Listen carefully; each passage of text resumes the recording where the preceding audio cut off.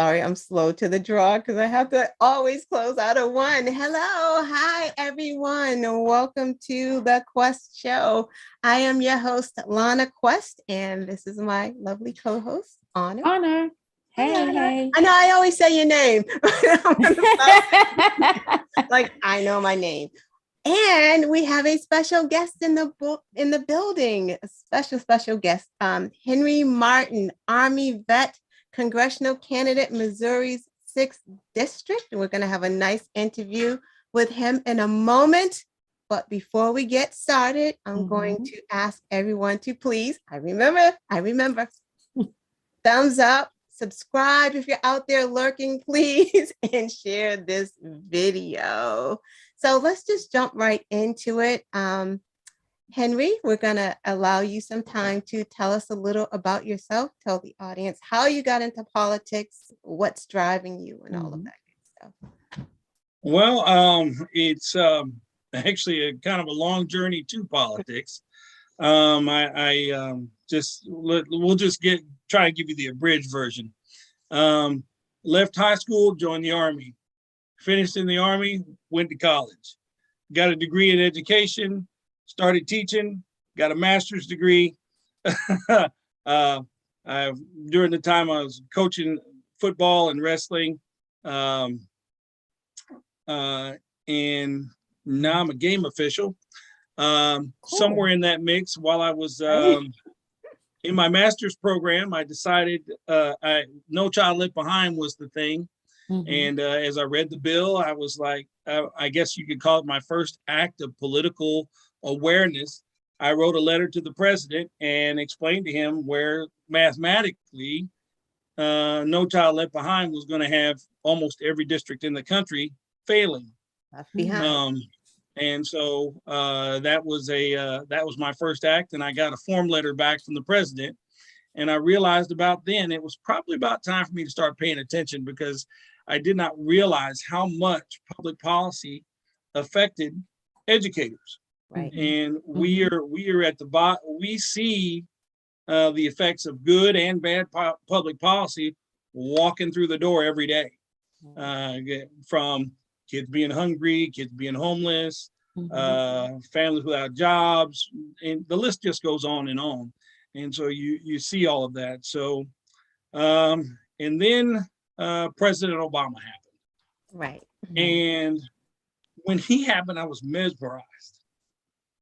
I was like, wow, this is a regular guy, for the most part, like me, who has ascended to the presidency of the United States.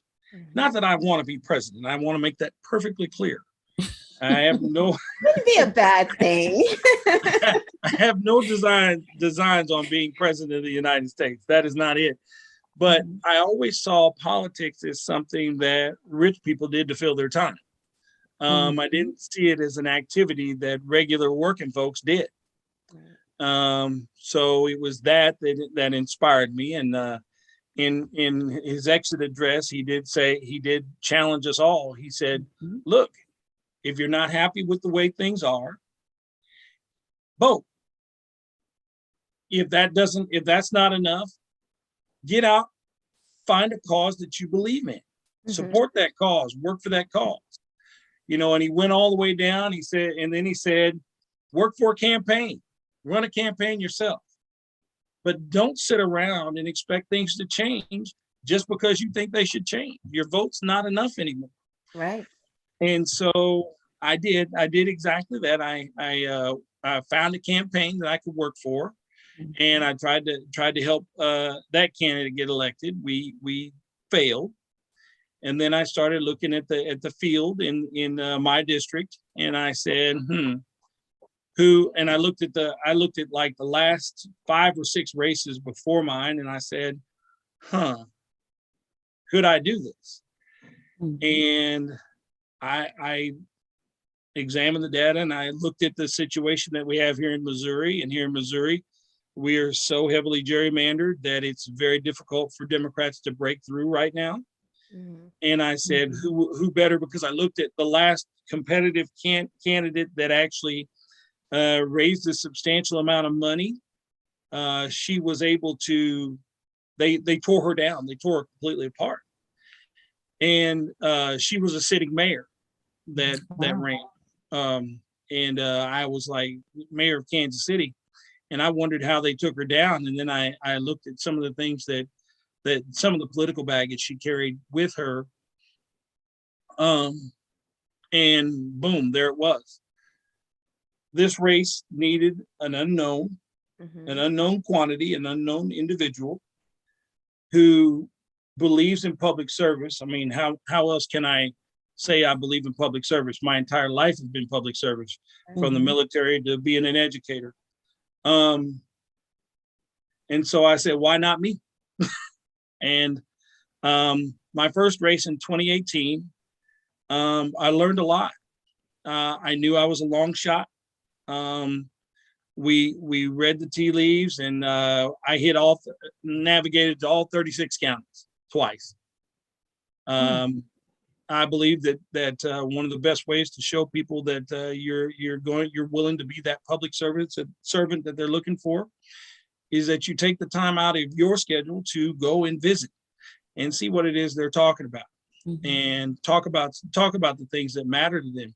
Tell them where you stand on certain issues, and then those people that don't agree with you on everything, find that place where you can compromise. Because at the end of the day, legislating is not about me getting what I want, or me getting for the people that agree with me what they want. It's about getting the best deal for every person in the district. And gerrymandering is taking that away from all of us. So I'm hoping that we see some change. So I got in the race. 2018, we were unsuccessful in the general. 2020, COVID hit, and it threw a wild card into everything. We were on pace to raise a lot of money in 2020, and when COVID hit, it changed the dynamic of the race, and we just weren't nimble enough. And and I'll be honest, we weren't nimble enough, and a lot of campaigns weren't nimble enough to make the changes that they needed to make to be competitive. And so flukes happened in primaries across the country. A lot of people that were supposed to win didn't. And then the same thing happened in the general. Right. So here we are. We're on the ground now. We're on the ground early. We're doing a lot of the work, the groundwork that needs to be done. We've taken early polls. We've got another poll in the pipe right now, because we want to see if the state of the race is changing. Given the last few votes, the big votes that my opponent has voted no to, and so on and so on. So that's how we got here. Right. Well, let's talk about your platform now. Now we know how you got here. Let's see what you're bringing with you. Well, you first. Wait, hold on. Yep. We'll ask you some good questions. So, you want to go first, Honor, or you want me to? You know what? Something that he said, he's been to, did you say 64 counties? 34 counties? 36. 36. Look, twice. I do remember that twice. And I think one of the things that people don't understand, you see things on the news, you hear different things about, different states. But what I think people don't really understand is we all have common needs. We're all concerned about COVID, healthcare, a livable wage. What are some of the things that are unique to a state like Missouri and your district that really are concerning to the people there? Things that keep them up at night and are the discussions that are around the dinner table and as you make your stops along the way? Well, for everybody, one of the top issues is healthcare. If you get out into the rural areas, access to care, access to a hospital and trauma care is critical out there, because most people don't know, but farm accidents are a huge killer of people. And without a hospital close, you're talking about people getting life flighted. So trauma care. One lady, they had a farm accident and they lost her husband. It was just boom. out of nowhere. So we've seen as we watch that Missouri. Now I will tell you this: Missouri, the voters in Missouri passed Medicaid expansion because the Missouri House and Senate would not. So so by not passing any Medicaid expansion, that has caused the closure of a number of rural hospitals. Oh no. So I talked to a woman in Audrain County, and she had a condition with her pregnancy. I guess I don't know if it's preeclampsia or what. She said that if she lived any further from the hospital, she could have died. And people don't realize that, yes, these small towns are small. A lot of people like living in small towns, but they shouldn't have to go without because they live in a small town. Right. I see it the same way that FDR saw it. You know, the same access to everything that we have in the cities. Our urban, our rural areas deserve that same access. I don't care what it is. It can be healthcare, high-speed internet, everything is everything. And so they're Americans, they deserve the access. Right. So speaking of farms, I know Missouri is a large farming community.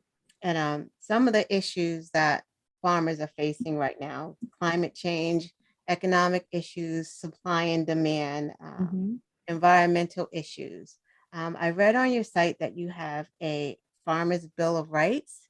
Can you just explain a little about that and how that will help with those issues of climate change, supply and demand, and things of that nature?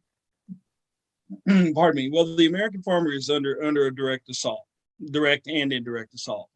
We are watching more and more American farmland being bought up by foreign interests.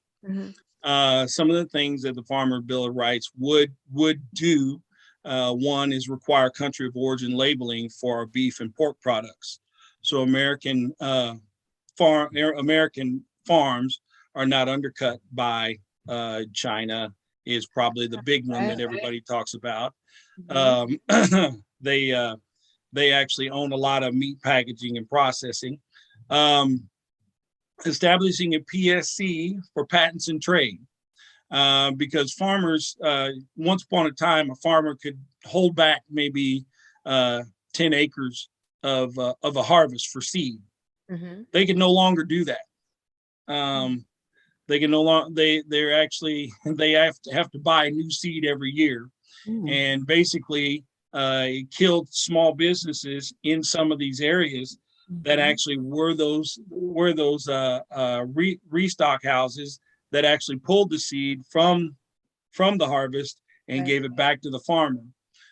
So basically, this is just what I understand. These farmers have a real tough road to hoe, because of the limitations. They're not allowed to work on equipment because of again, patents and trade. It ruins warranties, blah blah blah blah blah blah. So the American family farmer that used to be 100% self-sufficient is actually dependent upon a lot of people to get the same work done. And that is actually a source of pride. One of my supporters and a real hilarious guy. He talks about this all the time. He wants to see the elimination of foreign ownership of a lot of Missouri farmland, because they don't have the same vested interest that a local farmer does. We're seeing state houses override local control over environmental issues like groundwater, and they put in these CAFOs, which basically pollute the groundwater to the point where it's undrinkable. I spend hours on the phone on a regular basis, and I'm going to go outside of my district for one call and tell you about a call that I made to Iowa. And they said that and the person that I called in this area said that their local drinking water was undrinkable. They could no longer drink it because of farming upriver. Most farmers are very environmentally conscious. They're going to do what they need to do to take care of their land and do their part for the environment.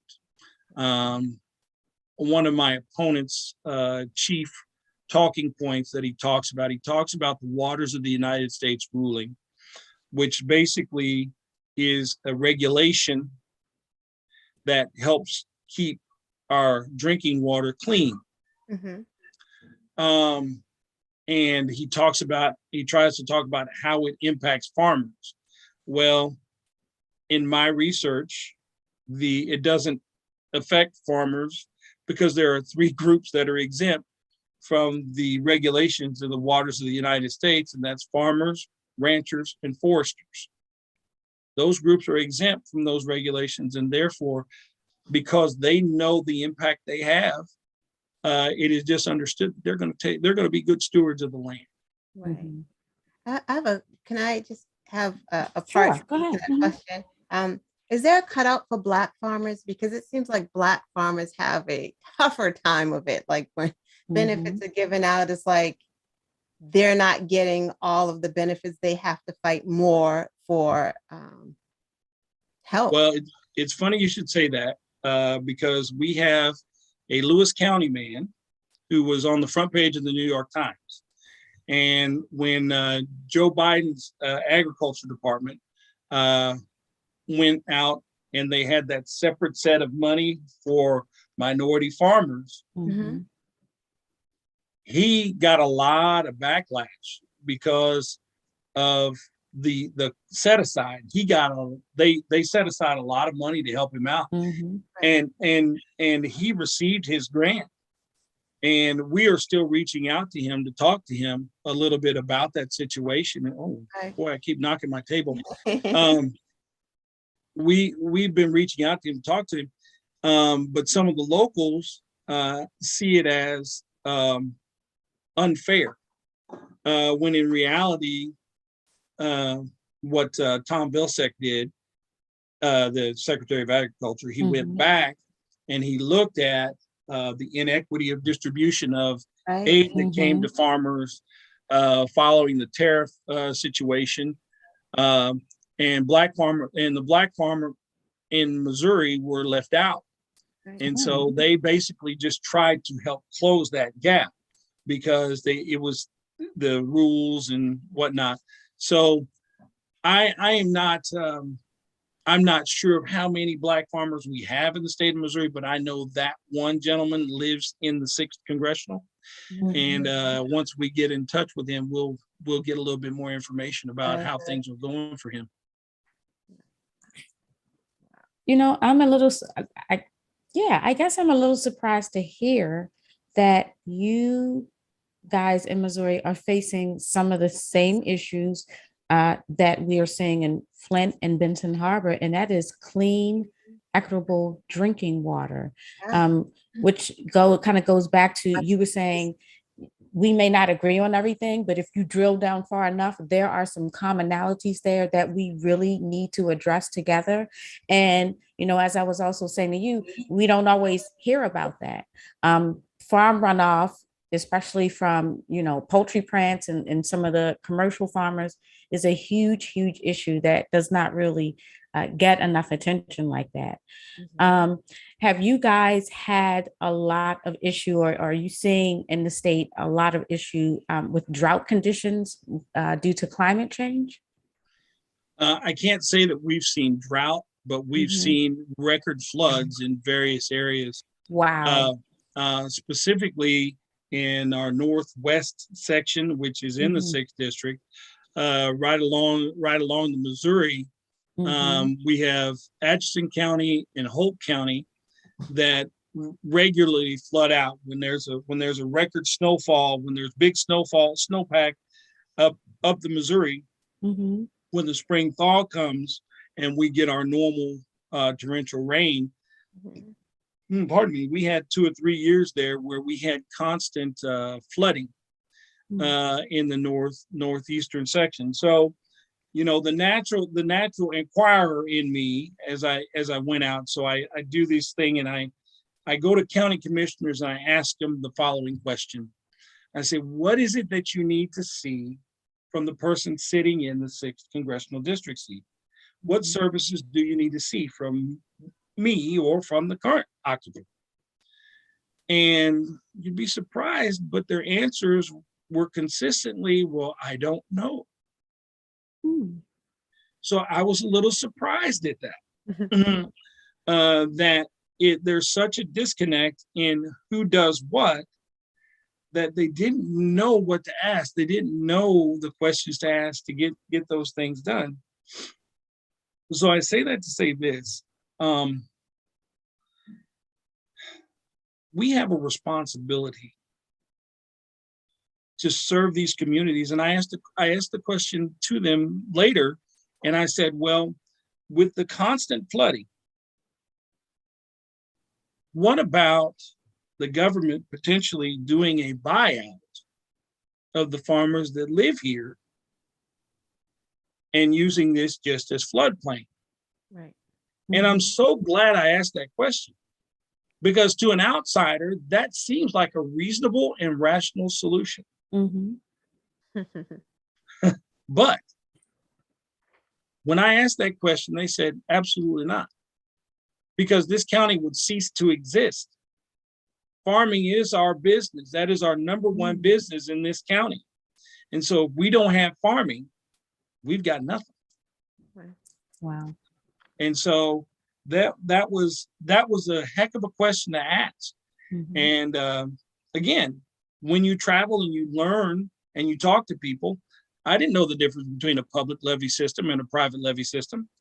I just thought one was owned by somebody, that was something that somebody owned in their backyard. Right.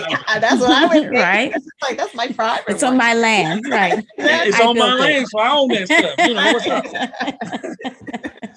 So that was literally what I thought. But the difference between a public levy system and a private levy system, on the public levy system, when the levy fails, the Army Corps of Engineers comes in and rebuilds the levy. Now, of course, the Army Corps of Engineers, when they come in and rebuild the levy, they tear up all kinds of other stuff in the process, but they rebuild your levy.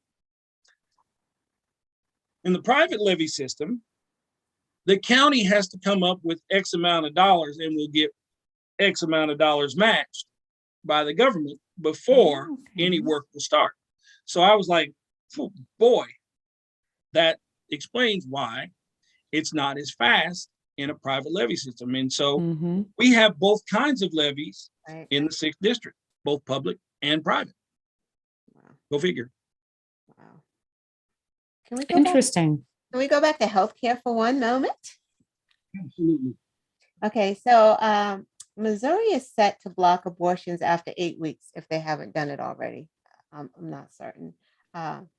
They're basically working to end it like every other red state. As a father, how would you advocate as a father and a congressman for women's health? Well, and a progressive. Well, first of all, I planned for 4 children, so 4 children are here. That's what I have. I have 4 children. They were all planned. And one of the biggest predictors of whether someone will be able to escape poverty or will kind of hover in that area is whether or not they had children before a certain age or before certain conditions were met. I believe that family planning is something that every family needs to do, and they need to do that in the privacy of their home. It goes back to I have a saying that I use all the time. I need a government that's big enough to tackle the big tasks and the big challenges that we're going to have, that we're going to face. Be that a war, a real war, where we actually have an enemy that has come and attacked us, and we got to go whoop that ass. Or be that we have a big corporation that is abusing our land or our people and the government can go in and take on that corporation and say, no, you know what? We're not going to let you do that. Right. But I need a government that's small enough to stay out my house. Mm-hmm.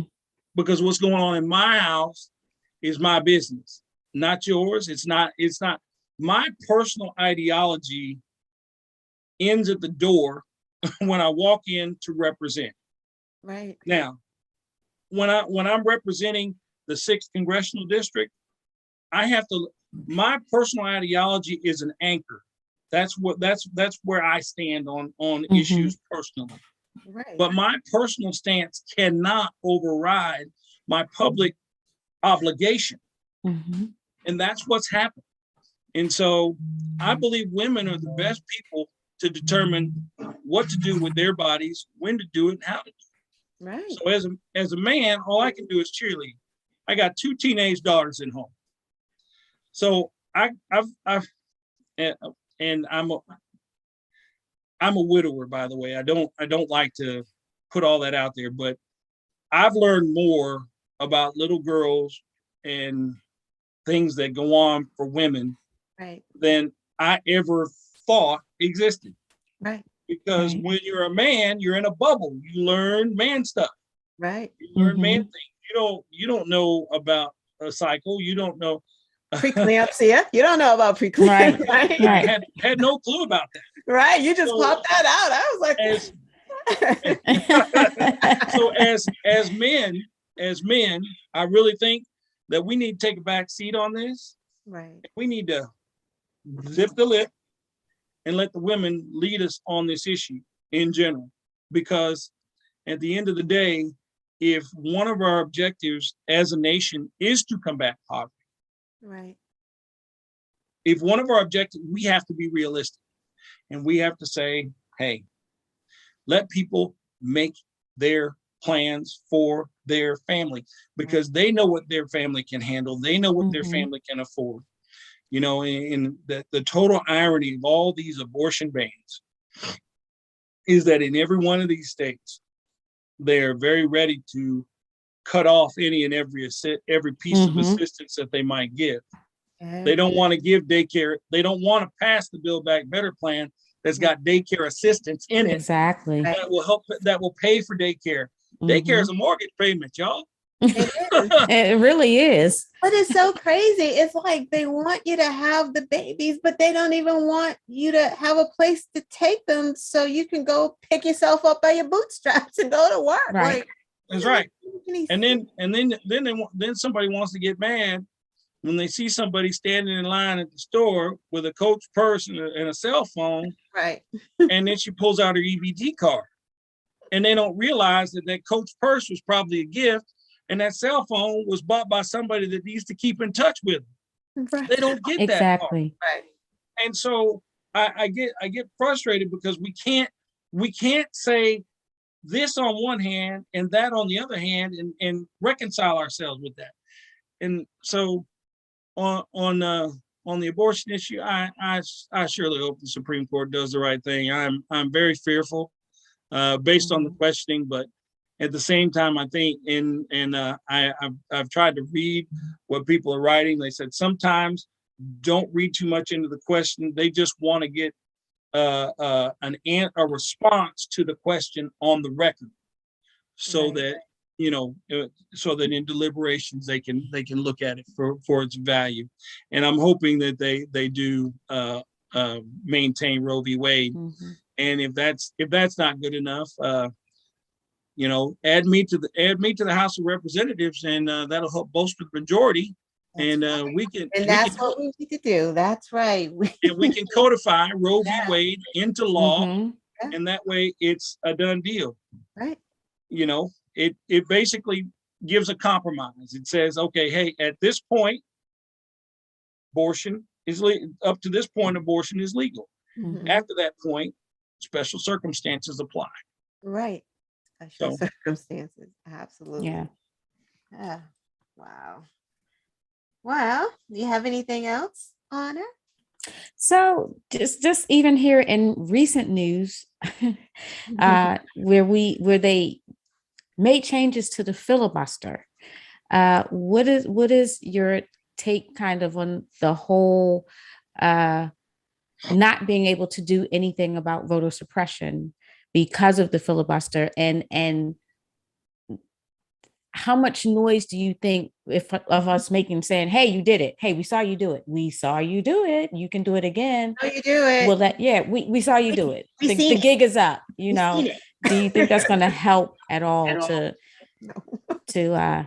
Oh my goodness. And this is what happens when we have people who are disconnected from what's going on the ground. Absolutely.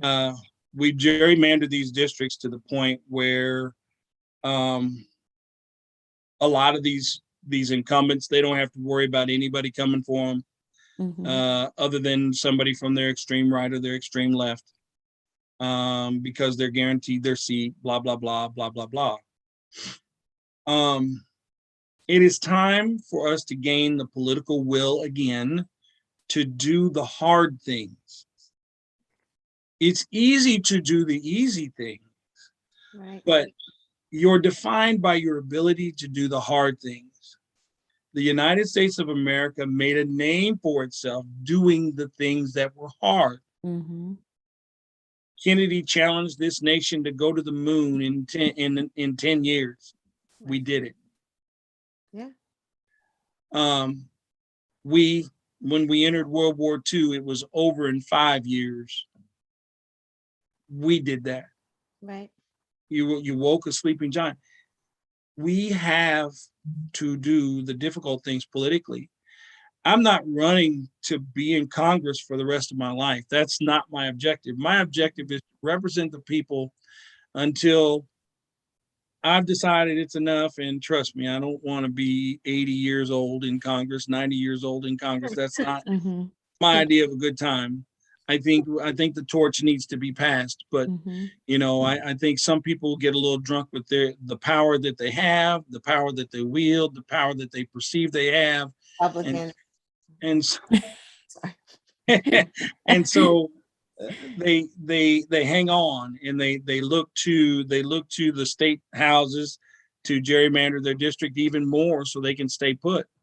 But I think if we put the competition back into our electorate, I think we'll see our politics moderate, and we'll start to see what America really looks like, because we are going through some severe growing pains right now, and it is hard. You look at all the points in history where the United States has had growing pains. The Civil War happened because of growing pains. Didn't want to let go. The civil rights happened. That was growing pains. And here we are now with voter suppression and the attempts to turn this into an authoritarian government ruled by a minority of people. I was just talking to some students today, and I was trying to help them understand where there are some things in our Constitution that are out of date, or they need to be revisited because they may not necessarily apply today in the same way they did back then. I understand smaller states not wanting to be overrun by larger states. And that's why the Senate is designed the way it is, to be a deliberative body. But generally, all things being equal, we should be able to have a robust debate where everybody gets something in any bill that comes through Congress, instead of it being carve out, we're going to give away billions of dollars to these people over here because they're rich and they back my campaign. We're going to give them billions of dollars, and these folks over here get bupkis. We need to have something where everybody benefits. The most common phrase I've ever heard used by Republicans is that a rising tide lifts all boats. But if the tide doesn't get into the shore, some boats are still left on land. So yes, it'll lift all boats if they're already kind of out there anyway. Right. But if we're looking, it's just difficult. Yeah. It definitely is. Well, thank you for that. We are going to go into the lightning round. because I know you just couldn't wait for that. And mysterious lightning round. Right. It's going to be the lightning round. And then we're going to give you an opportunity to tell people where they could volunteer, donate, all that stuff. And then we'll put it in the description as well for you. So let's start with the lightning round. Let's see. Easy at first. How many cups of coffee do you drink a day? 0. Oh, see? Not a coffee drinker? What, tea? Oh, ma'am. Don't drink coffee or tea. Orange juice? Orange juice periodically. Milk? Milk periodically as well. This isn't a lightning round. Water. Okay, is it possible to throw a surprise party for a psychic? Shouldn't be. If you could be any animal, what would it be? A predatory bird. Predatory too. Yeah. And why? Because I'm curious. Hey, when you're at the top of the food chain, nothing's eating you. That is this true. is true. Who is your favorite cartoon character?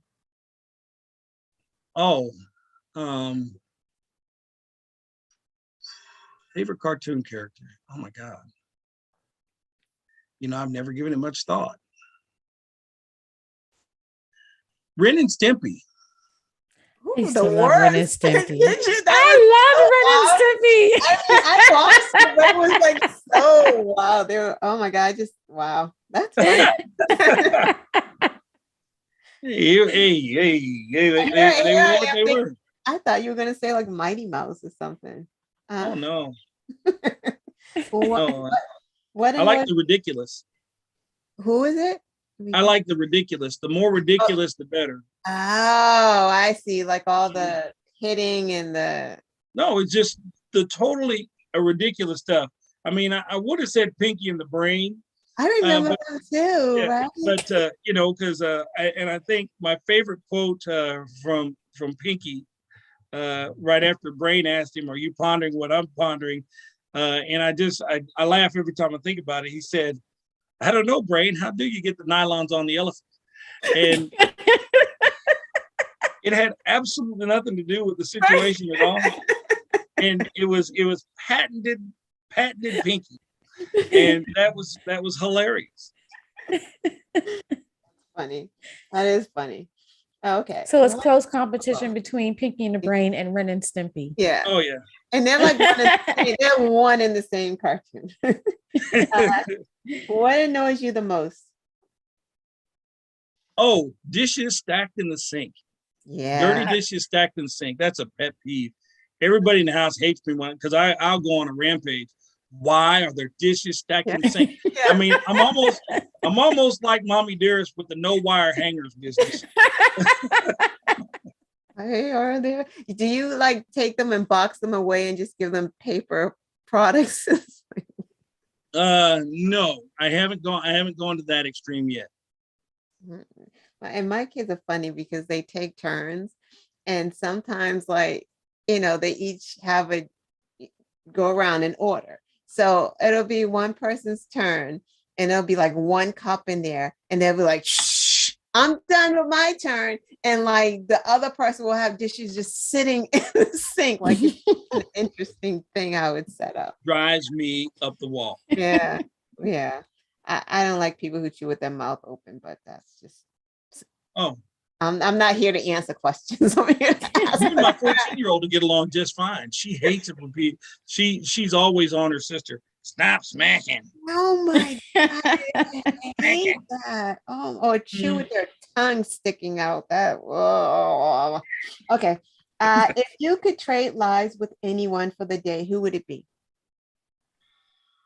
My dog. That is a good life, isn't it? My dog. Yeah, she has a good life. Outside of having to be in the kennel when everybody's gone for the day, she has a great life. What would you do with 15 minutes of fame? Oh boy. I try and give everybody else a couple of minutes of fame while I was having my 15 minutes. That is an extremely thoughtful Really answer. is. That is the best answer to that question. I love that. Mhm. Oh, wow. That's really good. Two more questions. If you could talk to the president, President Biden, what would you say to him? Uh, Come on, first answer first. First answer. First answer. Maybe not. Well, you got to understand why I'm laughing, because I just had a couple of images pop in my head. Reggie Hammond getting out of prison and repay your debt to me, and the other one was on the Boondocks when he said, "Pay what you owe, Santa." I love now that cartoon. So he was chasing Santa. He says, pay what you owe, Santa. And so the president he campaigned largely on a campaign of legalization of marijuana. Because of the impact that it has on communities of color, it is past time to legalize marijuana, because the only reason it was made illegal in the first place is because Richard Nixon saw it was a way that he could lock up the people that were causing him problems. So he made it illegal so he could lock up Black people and hippies. Yep. And so that's what he did. And so President Biden, that's the biggest thing. That's the biggest thing that annoys me right now. With the stroke of a pen, he could remove it from Schedule 1. Boom, done. Now there is a bill in the Senate that Cory Booker and company are working on that actually will legalize marijuana and create an exoneration path for those who are imprisoned only under marijuana offenses, that non-violent drug offenses. So again, that goes back to that. I need a government big enough to take on the big challenges and small enough to stay out of my house. Because personally, I've never chosen to partake or imbibe, but those who do, they love it.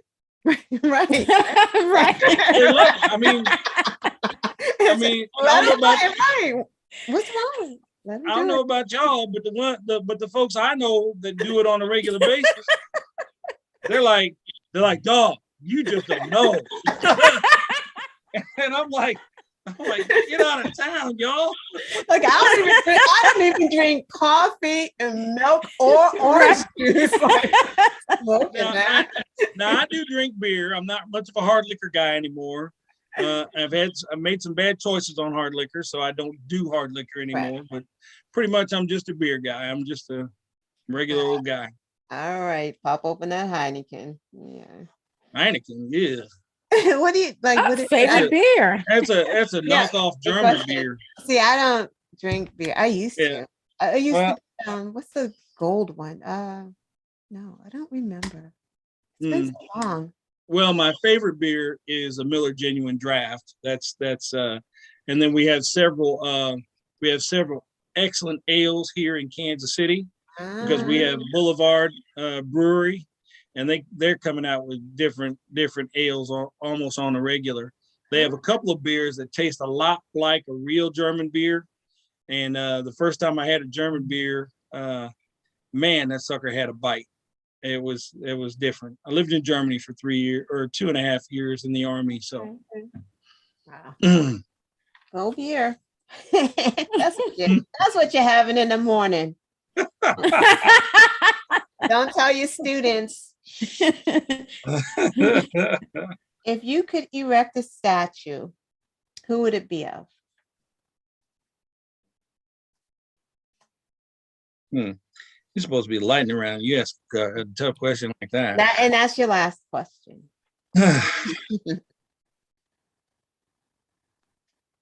Would it be a statue just for me or for the entire public? Wherever you want to put it, whoever you want it to be of. If you want it just for yourself, that is fine. I'm not that. My ego's big, but it ain't that big. Come on. Right. I mean, you want to share your fame with people. So yeah. wow, who would I give it to? I don't know if it would be a statue of a person, but a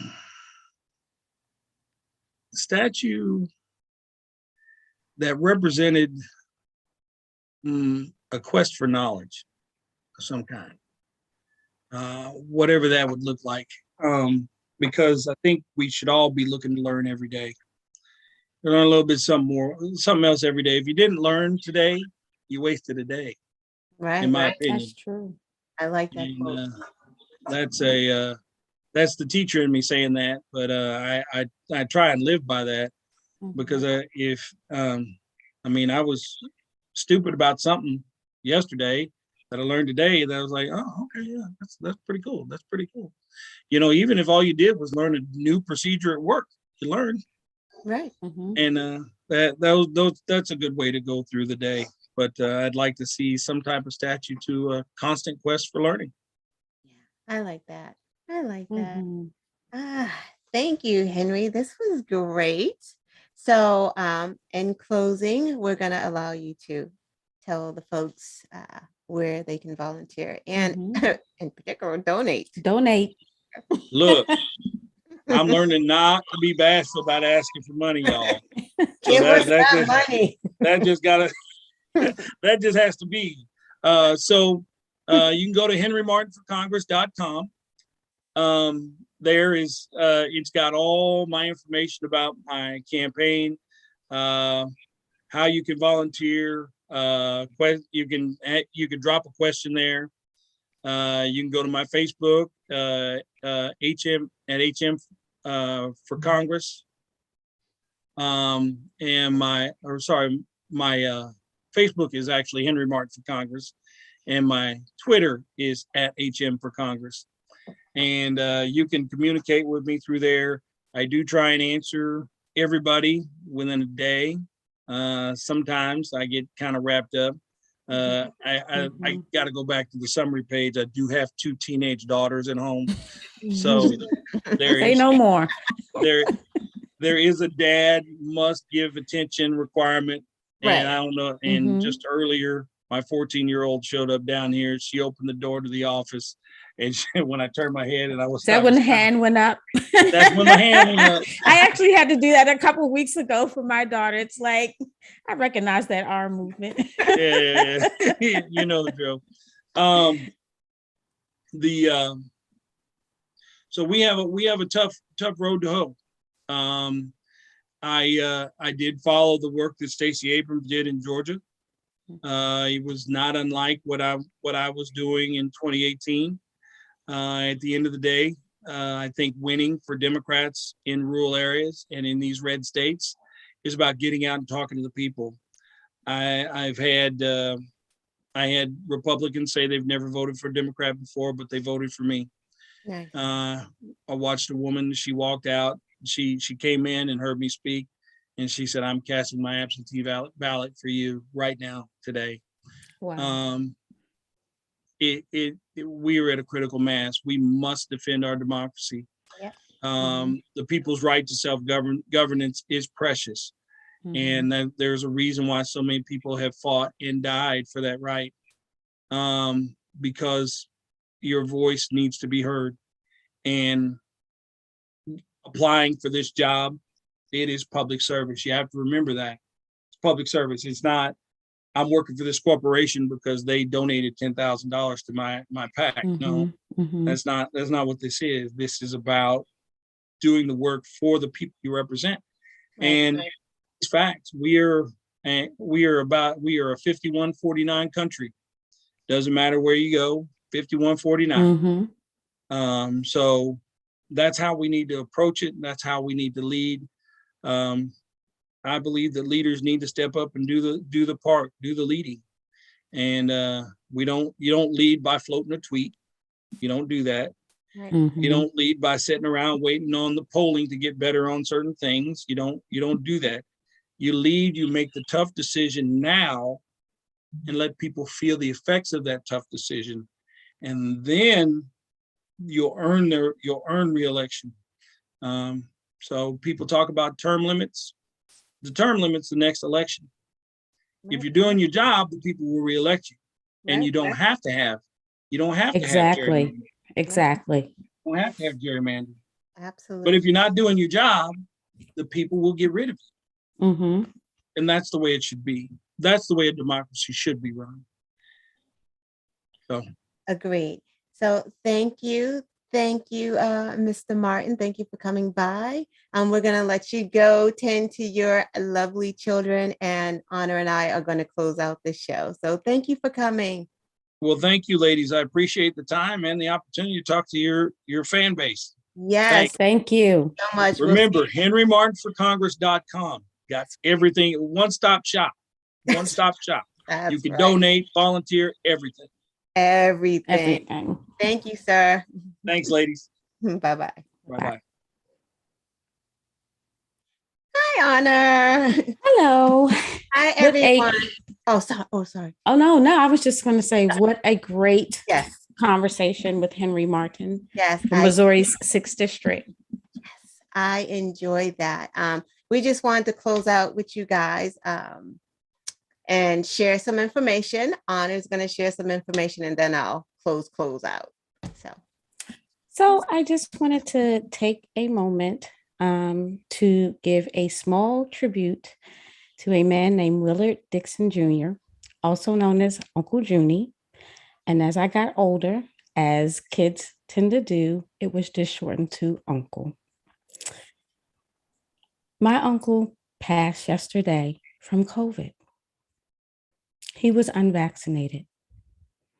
He was 76, some minor underlying health conditions, but COVID took him away. He was just diagnosed Sunday before last, so a week and 2 days. My, thought, or what I want to say to everyone is go get vaccinated. If you haven't had your first shot, go get your first. If you didn't follow up with your second, go get your second or start the regimen over again. Go get boosted. But for a vaccination, there may have been a different outcome for my uncle. And one of the things that I realized, we've heard this over and over and over again, that you get vaccinated for everyone else. And they have basically made it about just doing what is good for the country. And that is certainly true. But what I know today that I didn't know before I picked up the phone yesterday is that everybody else is the family that you leave behind. So, in tribute to my uncle, he was a great patriarch, husband, son, brother, father, grandfather, uncle, great uncle. Rest in power, uncle, rest in power. And for the rest of you, hug your families and go get vaccinated.